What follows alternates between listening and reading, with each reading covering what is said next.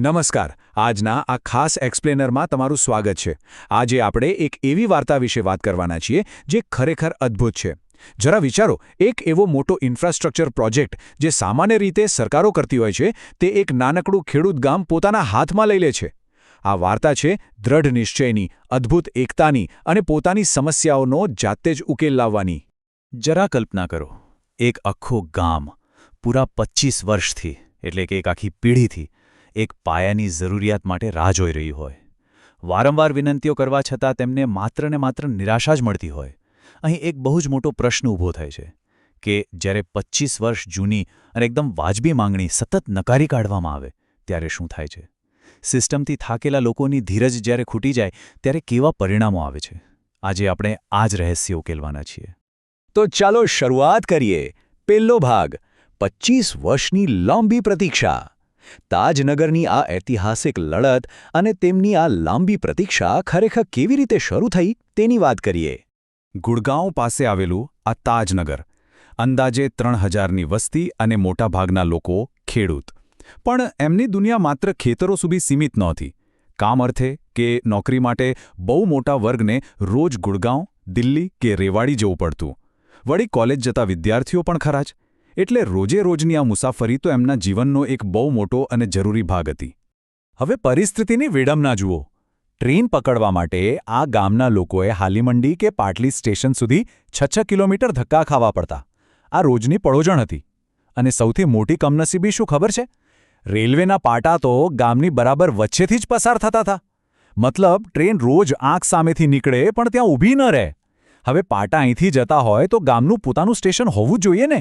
લોકોની આ અપેક્ષા તદ્દન વ્યાજબી હતી. અને એટલે જ છેક 1982માં લોકોએ સત્તાવાર રીતે રેલવે સ્ટેશનની માંગણી કરી. પણ સામે રાષ્ટ્રીય રેલવેનો જવાબ શું હતો? બસ એક જ રટણ, અમારી પાસે ફંડ નથી. અને આવું કોઈ 1-2 વર્ષ નહીં હો, પૂરા 25 વર્ષ એટલે કે અડધી સદી પસાર થઈ જાય ત્યાં સુધી ચાલ્યું.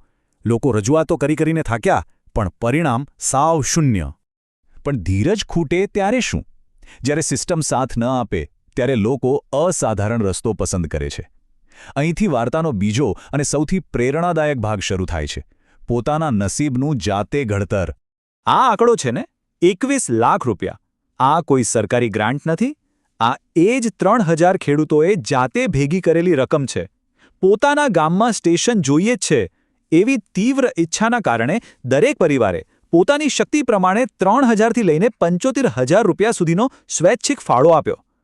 ખેતી પર નપતા લોકો માટે આ ક્રાઉડ ફંડિંગ ખરેખર કોઈ ચમત્કારથી કમ નહોતું. આ આખી મૂવમેન્ટ પાછળનો જુસ્સો તમને સમિતિના એક સભ્ય હુકમચંદની આ વાત પરથી બરાબર સમજાશે. એમણે બહુ સ્પષ્ટ શબ્દોમાં કહ્યું હતું, તેથી છેવટે અમે અમારા નસીબનું જાતે ઘડતર કરવાનું નક્કી કર્યું. આ ખાલી 2 શબ્દો નથી, આ એક એવા સંગઠિત સમાજનો અવાજ છે જેણે બીજાના ભરોસે બેસી રહેવાનું છોડીને પોતાના બળે ઊભા થવાનું નક્કી કરી લીધું હતું. હવે આટલું મોટું કામ કંઈ રાતોરાત તો થાય નહીં. એક ચોક્કસ આયોજન થયો. 2008માં ગ્રામ પંચાયતે સત્તાવાર ઠરાવ પાસ કર્યો કે ભાઈ રેલવે નથી બનાવી આપતી તો આપણે જાતે જ પોતાના પૈસાથી સ્ટેશન બનાવીશું. આના માટે 11 સભ્યોની એક કોર ટીમ બની. એમણે બહુ વ્યવસ્થિત રીતે ફંડ ઉઘરાવવાનું શરૂ કર્યું. અને ગામના પૂર્વ સરપંચ રણજીતસિંહ નોંધે છે તેમ આટલી જોરદાર મહેનત પછી જાન્યુઆરી 2008માં તો બાંધકામ પણ શરૂ થઈ ગયું. અને હવે આવે છે આ સફરની સૌથી મોટી જીતનો તબક્કો. ભાગ 3. ભારતનું પહેલું વહેલું સ્વભંડોળ આધારિત સ્ટેશન. આ ખાલી એક ગામની જીત નહોતી, દેશના ઇતિહાસમાં એક બહુ મોટી સિદ્ધિ હતી. જરા સફર જુઓ. 1982માં પહેલી માંગણી થઈ. 25 વર્ષનો લાંબો અને નિરાશાજનક સમય ગયો. પણ જેવું લોકોએ જાતે કામ ઉપાડ્યું કે તરત જ એટલે કે જાન્યુઆરી 2008માં બાંધકામ ચાલુ થઈ ગયું. અને માત્ર 2 જ વર્ષમાં, હા, વિચારવા જેવી વાત છે, માત્ર 2 જ વર્ષમાં 7 જાન્યુઆરી 2010ના રોજ તાજનગર સ્ટેશન પરથી સત્તાવાર રીતે ટ્રેન વ્યવહાર ધમધમતો થઈ ગયો. અને આ આખી વાતમાં સૌથી ગજબની બાબત કઈ છે ખબર છે? તાજનગર દેશનું પહેલું એવું રેલવે સ્ટેશન બન્યું જ્યાં રાષ્ટ્રીય રેલવેનો 1 રૂપિયો, હા, 0 રૂપિયાનો ખર્ચ થયો હતો. આખો પ્રોજેક્ટ ગામ લોકોના પોતાના ભંડોળ અને એમની જ સખત મહેનતથી ઊભો થયો.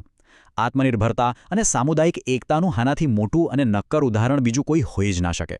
તાજનગરના લોકોએ સાબિત કરી દીધું છે કે જ્યારે એક સમાન ધ્યેય માટે લોકો ભેગા થાય ત્યારે અશક્ય લાગતા કામ પણ શક્ય બની જાય છે.